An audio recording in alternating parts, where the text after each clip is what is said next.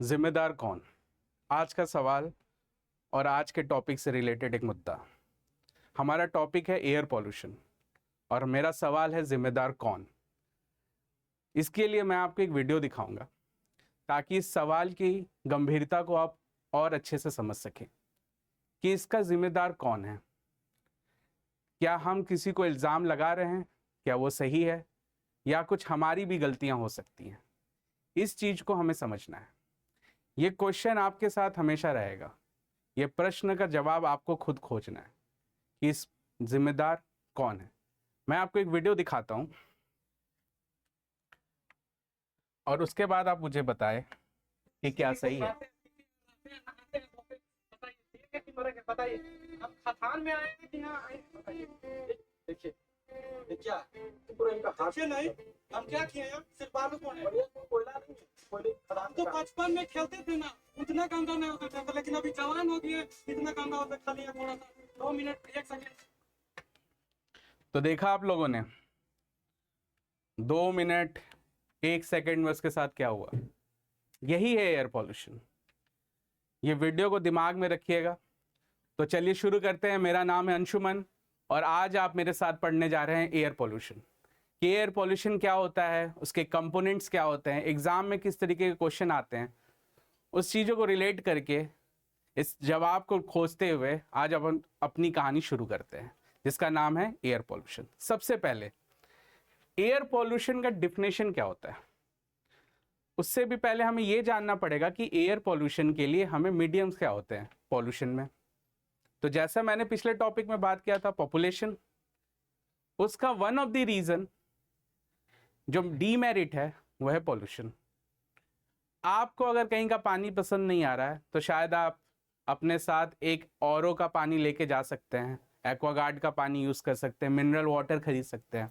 खाना पसंद नहीं आ रहा तो आप खाना अपने घर से लेके जा सकते हैं।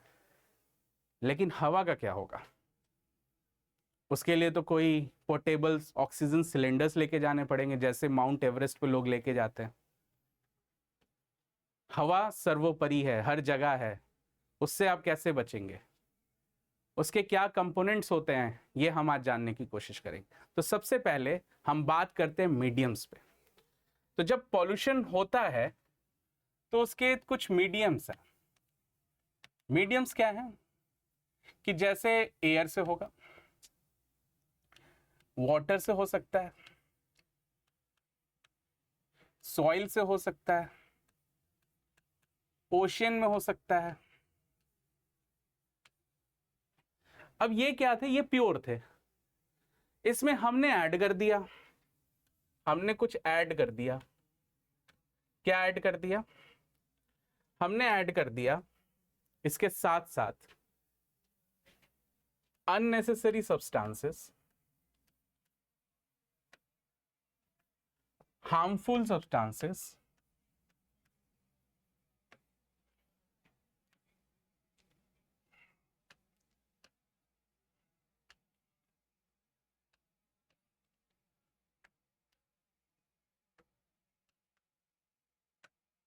जिसको हम लोग शॉर्ट में पॉल्यूटेंट्स कहते हैं, जिसको हम लोग पॉल्यूटेंट्स कहते हैं। मीडियम्स थे हमारे पास नेचुरल रिसोर्सेस की तरह, उसमें हमने पॉल्यूटेंट्स ऐड कर दिया। और ये इंपैक्ट क्या कर रहा है? ये इंपैक्ट कर रहा है हमारे इकोसिस्टम पे।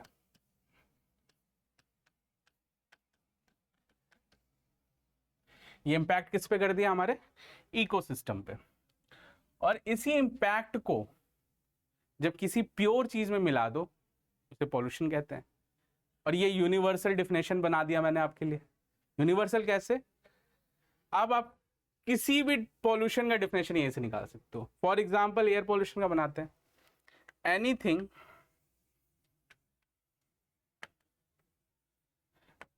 मिक्स्ड विथ, एनीथिंग का मतलब एयर वाटर। अब ये एनीथिंग की जगह प्योर एयर भी लिख सकते हो, प्योर वाटर भी लिख सकते हो, your choice. Mix with unnecessary and harmful substances, unnecessary and harmful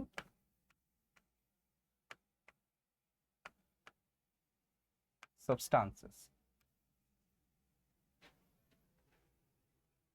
and cause harm to ecosystem is called air pollution.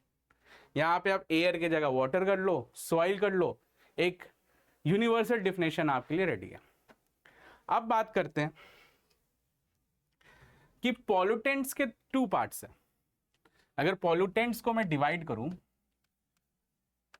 तो उसको दो हिस्सों में डिवाइड किया जा सकता है। पहला CO, कार्बन मोनोऑक्साइड, और दूसरा O3 या ग्राउंड ओजोन। ओजोन लेयर के बारे में तो सबको पता होगा। स्ट्रेटोस्फीयर पे एक गैस मिलती है जो हमें यूवी रेज से प्रोटेक्ट करती है। किसके? सन से, जो नेचुरली सन से आ रहा है हमारे पास। लेकिन यहां मैंने लिखा है ग्राउंड ओजोन, जो हम अर्थ सरफेस पे बना रहे हैं, वो हमें जानना है। क्योंकि नेचर एयर पॉल्यूशन में पार्ट ले रहा है, ये कहना ठीक नहीं है। नेचुरली सब्सटेंसेस हैं जो एयर पॉल्यूशन में पार्ट ले रहे हैं, कि नेचर के पास एक सेल्फ हीलिंग टेक्निक होती है जिसको हम जैसे ह्यूमंस डिस्टर्ब कर दे रहे हैं। तो उसमें क्या है, कार्बन मोनोऑक्साइड कहां से आता है? कार्बन मोनोऑक्साइड का मेन हमारे पास है जिसे कहते हैं व्हीकल पॉल्यूशंस, जहां से सबसे ज्यादा हमारे पास पॉल्यूशन आता है। पिछले क्लासेस से जोड़ते रहिएगा बातों को और इजी हो जाएगा। क्या था पिछले क्लास में? पॉपुलेशन, नंबर ज्यादा, कार ज्यादा।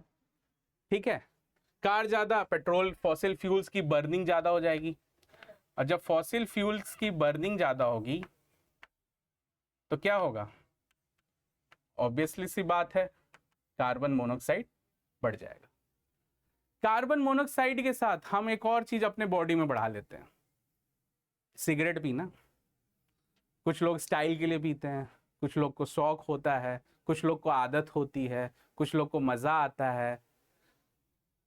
स्मोकिंग, और जब स्मोकिंग करते हैं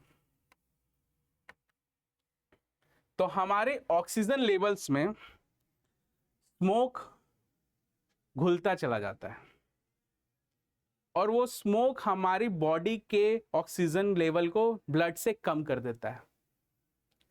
और ऑब्वियसली सी बात है, बताने की जरूरत ही नहीं है कि अगर बॉडी में ऑक्सीजन कम होने लगा तो हर एक बॉडी पार्ट को डिफिकल्ट हो जाएगा सरवाइव करना, चाहे वो लंग्स हो, चाहे वो हार्ट हो। आपके लिए एक क्वेश्चन है जो मैं आपको जिम्मेदार कौन है उसके अलावा दे के जाना चाहता हूं, कि जब बॉडी में ऑक्सीजन कम हो जाता है ब्लड में, तो उस फिनोमिना को, उस प्रॉब्लम को क्या कहते हैं? ये आप मुझे बताइएगा। ठीक है, अब आते हैं ग्राउंड ओजोन पे। ग्राउंड ओजोन क्या होता है? ग्राउंड ओजोन होता है कि जब हम कोई चीज को जलाते हैं, बर्न करते हैं, तो उसका कुछ मटेरियल्स नीचे बैठ जाता है। जैसे आपने देखा होगा कि दिल्ली में जो पॉल्यूशन बढ़ जाता है, दिल्ली गवर्नमेंट उसका एक मेजर कारण बताती है कि हरियाणा और पंजाब में पराली जलाई गई थी, गेहूं की कटाई हुई, क्रॉप रेसिड्यूज बच गया, उसको हटा नहीं सकते, या मैनुअली हटाएंगे या लेबर से हटवाएंगे या कोई ट्रैक्टर से कराएंगे तो उसके लिए पैसे ज़्यादा लगेंगे, तो उसको जला देते हैं। और उससे क्या होता है? धुआं होता है। और वो धुआं क्या करता है, वो पॉल्यूशन क्या करता है, पार्ट बन जाता है ग्राउंड ओजोन का, जिसमें सबसे ज़्यादा आपको नाइट्रोजन ऑक्साइड मिलता है, जो कि आपको अस्थमा, रेस्पिरेटरी सिस्टम जैसे डिजीजेस के लिए बहुत कॉमन है। अभी आप जब दिल्ली जैसे शहरों में जाएंगे, आप देखेंगे कि वहां के लोगों का लंग्स पहाड़ में रहने वालों के लंग्स से बहुत ही ज्यादा खराब है। कई बार आपने रिपोर्ट्स में पढ़ा होगा, इतने सिगरेट्स पीने के बराबर, वो सिगरेट पीते नहीं है, उनके बराबर उनका लंग्स खराब हो चुका है। ये ग्राउंड ओजोन के कारण, ये कार्बन मोनोऑक्साइड के कारण। Next slide, sulphur oxide. अभी हमने बात किया था नेचर भी थोड़ा सा पॉल्यूशन में हेल्प करता है। नेचर क्या करता है, जब कोई वॉल्केनिक इरप्शंस होते हैं, जब भी कोई वॉल्केनिक इरप्शंस होते हैं, तो उसमें से जो गैस रिलीज होती है, फ्लूम्स जो निकलते हैं, उसे हम कहते हैं सल्फर ऑक्साइड। अब क्या होता है, जब सल्फर ऑक्साइड वाटर के साथ मिक्स कर जाता है, क्योंकि एटमॉस्फेयर में मॉइस्चर है ही, और जब वो मिक्स करता है तो वो बनाता है H2SO4। और H2SO4 क्या है? H2SO4 is called as acid rain, जब ये बारिश के साथ वापस अर्थ सरफेस पे आती है।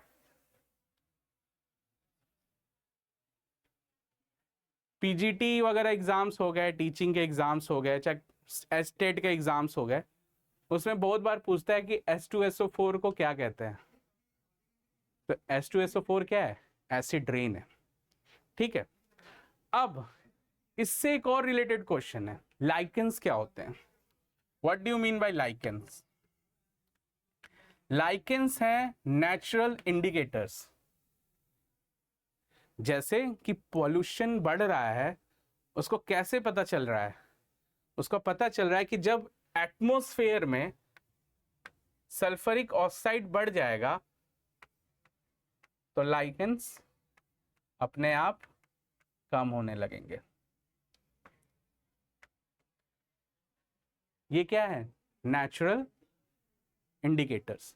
तो ये एक क्वेश्चन आपके लिए इंपॉर्टेंट, ये एक फैक्ट आपके लिए इंपॉर्टेंट। इस स्लाइड से दो चीजें मिल गई। अब आते हैं इंपॉर्टेंट मुद्दा एक और, फ्लाई ऐश क्या होता है। उसके लिए सबसे पहले ये समझते हैं कि फ्लाई ऐश आता कहां से। कभी भी जब थर्मल एनर्जी बनाई जाती है, थर्मल मींस सॉलिड फ्यूल को जला के जब एनर्जी बनाई जाती है उसको थर्मल एनर्जी कहते हैं। और इंडिया के केस में सबसे अच्छा उसका एग्जांपल है एनटीपीसी, जो हमारे लिए बिजली बनाता है। और वो बिजली कैसे बनाता है? कोल को जला के। ठीक है, अब क्या होता है, जब मान लीजिए इस पिलर में यहां पे कोल को इन्होंने बर्न किया, ठीक है, कुछ स्मोक्स आपको दिख रहे होंगे, ये कुछ बाहर निकले, इसका नाम रख दिया फ्लाई ऐश। ठीक है, इसको कह दिया फ्लाई ऐश। कुछ स्मोक नीचे रह गया, इसका नाम रख दिया बॉटम ऐश।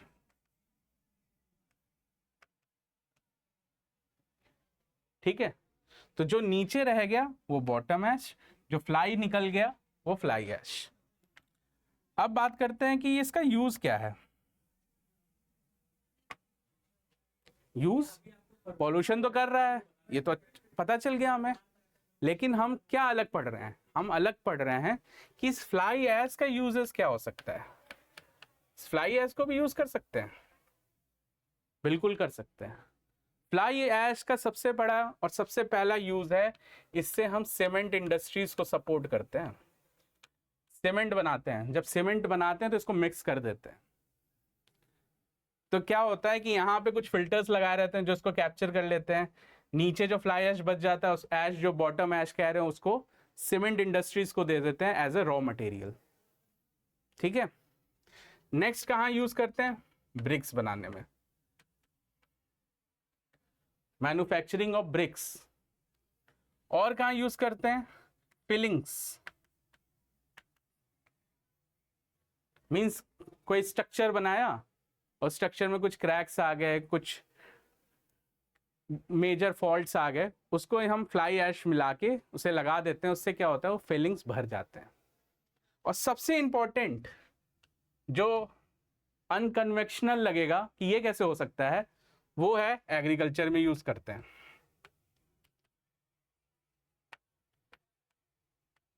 अब एग्रीकल्चर में क्या यूज करते हैं? फ्लाई ऐश की सबसे बड़ी एक प्रॉपर्टी है, फ्लाई ऐश क्या करता है कि fly ash water retention capacity अपने साथ रखता है। ठीक है, तो इसको मैन्यूअर्स में और फर्टिलाइजर्स में मिक्स कर देते हैं ताकि सॉइल की वाटर रिटेंशन बढ़ जाए। और आपको पता ही है, रिसोर्सेज आर वेरी लिमिटेड और डिमांड्स आर इन्फिनाइट। तो इसको मेजर को सॉल्व कैसे करा जाएगा कि पानी तो कम है ना, पानी तो उतना ही डाल सकते हैं। तो अगर हम कम पानी डालेंगे खेतों में, वाटर रिटेंशन अच्छी होगी उसकी, तो क्या होगा, एग्रीकल्चर में सपोर्ट करेगा ये। तो ये क्या है, फ्लाई ऐश। Next slide. अब आता है दो और इंपॉर्टेंट गैस, एक है रेडन गैस, एक है क्लोरोफ्लोरोकार्बन्स। रेडन गैस क्या होता है, रेडन गैस हमें मिलता है अर्थ क्रस्ट से। अर्थ क्रस्ट को जब माइन करते हैं ना, तो रेडन गैस निकलता है। और वो जब रेडन गैस रिलीज होता है, तो वो किसका पैरामीटर है या इंडिकेटर है, वो इंडिकेटर है अर्थक्वेक्स का। इससे हमें क्या पता चलता है कि अगर ये गैस कहीं से सीपेज है तो अर्थक्वेक आ सकता है। ठीक है, इसे कहते हैं रेडन गैस। ये कलरलेस होता है, नेचुरल ऑर्गेनिक है, क्योंकि ऑर्गेनिक कहाँ से आ रहा है, ये अर्थ क्रस्ट से आ रहा है, तो ये क्या है, नेचुरल है। अब आते हैं क्लोरोफ्लोरो से। क्लोरोफ्लोरोकार्बन्स क्या है, ये वो गैस हैं जो कि कहाँ मिलते हैं, ये वो गैस हैं जो आपको मिलते हैं कूलेंट्स में। अब कूलेंट्स का मतलब है कि आपको आपके एयर कंडीशंस में मिलेंगे, रेफ्रिजरेटर्स में मिलेंगे। ठीक है, इन जगहों पे ये आपको मिलते हैं। अब प्रॉब्लम ये है कि गर्मी बढ़ते जा रही है, एसी की तो जरूरत पड़ेगी ही पड़ेगी, हमें फ्रिज की भी जरूरत पड़ती है ठंडा पानी वगैरह पीने के लिए, कोल्ड ड्रिंक्स के लिए, तो इसको बंद तो नहीं कर सकते। तो इसका एक सोल्यूशन निकाला गया 1987 में, मॉन्ट्रियल प्रोटोकॉल लाया गया। ठीक है, मॉन्ट्रियल प्रोटोकॉल ने क्या किया, बोला भाई ये बहुत हार्मफुल गैस है, इसको बदल दो अभी, और इसको बदल के HFCs ला दी है। इंडिया चलाते रही, वर्ल्ड में यूज होते रहा HFCs का। HFCs क्या है, हाइड्रोफ्लोरोकार्बन्स। ये क्लोरो के जगह हाइड्रो हो गया। ठीक है, फिर लगा कि नहीं यार पॉल्यूशन तो कम ही नहीं हो रहा, इतना पॉल्यूशन है कैसे कम होगा, तो हमने इसको फिर बदल दिया 2016 में किगाली अमेंडमेंट से।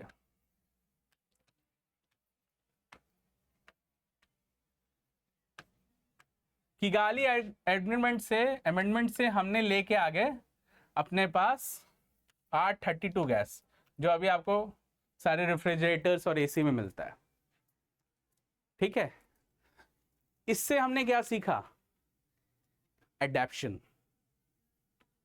ठीक है, इससे हमने सीखा एडेप्शन। हमने एक गलती की, उसको सुधारा, फिर हमने उसको सुधारा, हो सकता है इसको हम और सुधार दें।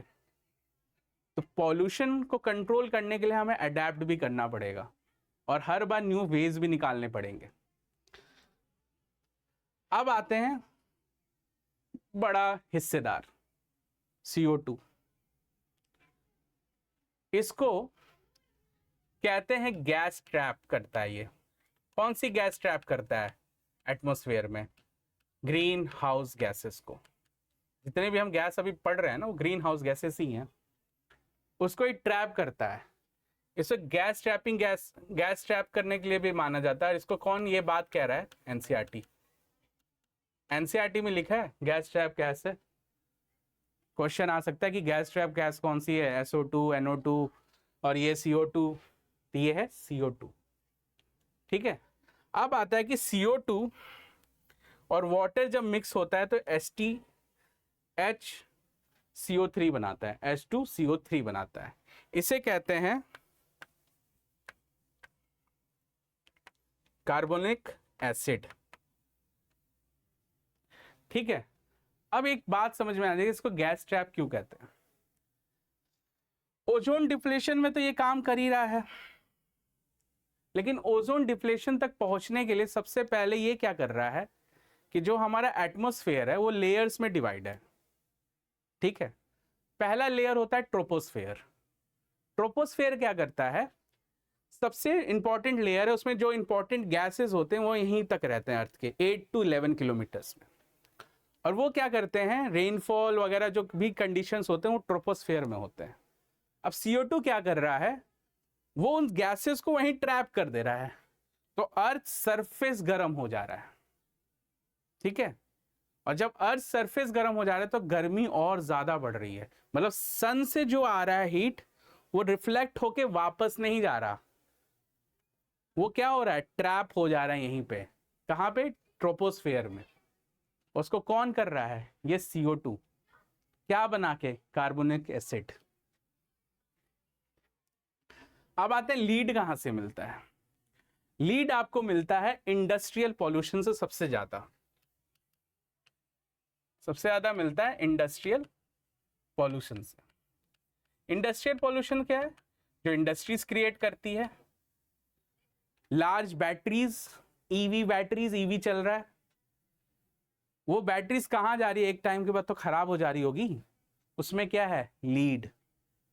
Various of diseases, lead. ये क्या हो रहा है, ये बैटरी हम समझ लीजिए डंप यार्ड में पड़े हुए हैं। अब ये डंप यार्ड में पड़े हुए हैं तो इसके नीचे सॉइल होगा, बारिश होगी, पानी से मिलेगा, गैसेस लीक हो रही होंगी, गैसेस हवा से मिलेंगी, और ये क्या कॉज करता रहेगा, पॉल्यूशन। ग्राउंड वाटर को भी खराब करेगा, वो रेन फॉल के थ्रू जो भी वाटर जाएगा उससे भी खराब करेगा। नेक्स्ट आते हैं पार्टिकल्स। पार्टिकल्स क्या होता है कि एयर को मेजर करने के लिए हमने कुछ बनाया कि इसमें कितने टॉक्सिक सब्सटेंसेस मिले हुए हैं।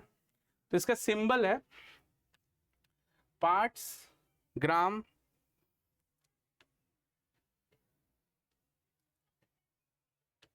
Metre cube. इसको शॉर्ट में लिखते हैं माइक्रोग्राम्स पर क्यूबिक मीटर। ठीक है, ये दो तरीके के हैं, PM 2.5 और PM 10। PM 2.5 क्या कर रहा है, PM 2.5 क्या कर रहा है कि ये रेस्पिरेटरी में चला जा रहा है, रेस्पिरेबल है, और ये नॉन रेस्पिरेबल है। तो हमारे लिए सबसे दिक्कत की बात कौन सी है, ये PM 2.5, क्योंकि ये लंग्स के साथ मिक्स हो जा रहा है। ठीक है, अब मैंने जैसे बताया एडेप्शन करेंगे, हमने एक चीज बनाई। चीज क्या बनाई, नेशनल एयर क्वालिटी इंडेक्स। ये कब बनाई, 2014 में। इसका काम क्या है, AQI देखना। AQI में हमने इतने मॉनिटर्ड चीजों को डाला, पॉल्यूटेंट्स को, कि इन चीजों को मेजर करेंगे, और ये सब हमने पढ़ लिया अभी। अब क्या है, इसका मोटो क्या था, एक कलर देंगे एक नंबर को जो एक डिस्क्रिप्शन बता रहा होगा। अब कलर क्या दिए, जो गुड था उसको ग्रीन कलर का कर दिए, उसके बाद येलो कलर का किए, फिर ऑरेंज किए, और फिर लास्ट वाले तीनों डिफरेंट शेड्स ऑफ रेड हमने बना दिया। और आपको अगर दिल्ली से हो या दिल्ली गए होगे, न्यूज में देखा होगा, तो ये तो बेचारा 500 ही तक है, हम कहाँ चले गए, 900 के भी पार हो गए हम। ठीक है, अब आता है एनुमिया, NH3। ये कहां से मिल रहा है हमें, एग्रीकल्चर से, जो एग्रीकल्चर रिलीजेस है डंक से। ये कहां से आ रहा है, ये देके जा रहा है। नाइट्रोजन ऑक्साइड्स, पहले भी हमने पढ़ा, नाइट्रोजन ऑक्साइड क्या कर रहा है, रेनफॉल में मिल रहा है, H2SO4 बना रहा है, एसिड रेन का कारण है। एसिड रेन से क्या हो गया, सारे ट्रीज, सारे बायोडाइवर्सिटी, सारा इकोसिस्टम खराब हो जाता है। ठीक है, अब आता है इम्पैक्ट। ये थोड़ी समझने वाली बात है कि इम्पैक्ट क्या है। इसको मैं आपको ऐसे समझाता हूं कि दो एरिया है, एक है अर्बन, एक है रूरल। सिंपल सी बात एक याद रखनी है। वो बात क्या है कि हवा हाई प्रेशर से लो प्रेशर की तरफ भागती है। ठीक है, अब देखो अर्बन एरिया क्या है, कंक्रीट का जंगल है। ठीक है, और कंक्रीट के जंगल में क्या होता है कि हीट ट्रैप हो जाती है। ठीक है, और हीट ट्रैप होने की वजह से क्या होता है, यहां पे टेम्परेचर हमेशा ज्यादा होता है। टेम्परेचर ज्यादा तो हवा ऊपर हल्की, टेम्परेचर ज्यादा तो हवा हल्की, हवा हल्की तो सब कुछ ऊपर, मीन्स लो प्रेशर। ठीक है, गांव की हवा पता ही है, साफ सुथरी, दूर दूर घर, खेत ही खेत, पेड़ ही पेड़। अब वहां क्या हो रहा है, हवा ठंडी, temperature come, it means high pressure, means हवा नीचे की तरफ आते जा रही है। अब क्या होगा, मैंने आपको क्या बताया कि भाई हाई प्रेशर से लो प्रेशर भागेंगे लोग, तो एयर इधर से इधर जाना शुरू कर देगी, एयर इधर से इधर जाना शुरू कर देगी। ठीक है, इसे कहेंगे रूलर ब्रीज, इसे कहते हैं रूलर ब्रीज। ठीक है, अब क्या होगा, हवा जो ऊपर गई है एटमॉस्फेयर में, जैसे जैसे हवा ऊपर जाएगी वैसे वैसे ठंडी होती जाएगी, और जैसे जैसे ठंडी होती जाएगी वो हवा हाई प्रेशर में बदल जाएगी और यहां से यहां जाने लगेगी। इसे कहेंगे अर्बन ब्रीज। लेकिन अर्बन ब्रीज के साथ एक प्रॉब्लम है।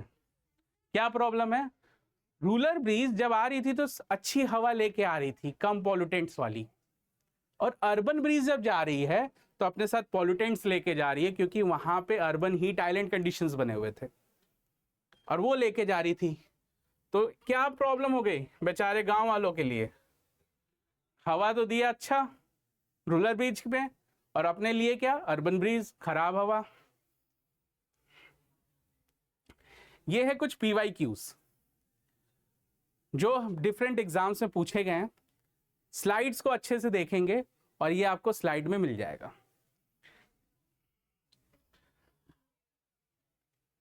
आपने क्लास देखी, आपको थैंक यू। लेकिन मेरा एक सवाल जो जाते जाते मैं आपके दिमाग में डालना चाहता हूं, जब मैंने आपसे पूछा जिम्मेदार कौन, सबने एक ही जवाब बना लिया होगा मुझे जहां तक लगता है, थंबनेल को देख के मैं भी, अरे, और सब लोग एक दूसरे को ब्लेम कर रहे होंगे। लेकिन जरा सोचो, क्या आपने रेड लाइट पे अपनी गाड़ी को बंद किया था? क्या आपने किसी कमरे की बिजली को बेकार में जलता हुआ बंद किया था? क्या आपने कभी किसी पन्ने को फाड़ने के पहले ये सोचा था कि इसको यूज किया जा सकता है कि नहीं? ये चीजों को हमें ध्यान में रखना होगा, क्योंकि नेचर से लड़ाई अकेले नहीं लड़ी जा सकती और ना ही नेचर से लड़ा जा सकता है, नेचर के साथ चलना पड़ेगा। आपको एक एग्जांपल देता हूं, लॉकडाउन का टाइम याद करिए, सारी इंडस्ट्रीज बंद थी, सारे लोग अंदर थे घर में, नेचर ने अपने आप को खुद हील कर दिया था।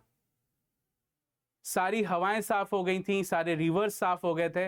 इनफैक्ट पंजाब और बिहार से तो हिमालय दिखना शुरू हो गया था, जो उनको खुद नहीं पता था कि यहां से हिमालय दिखता होगा कभी। तो इस चीजों का ध्यान रखें, इस प्रश्न का उत्तर खोजें। तब तक के लिए जय हिंद।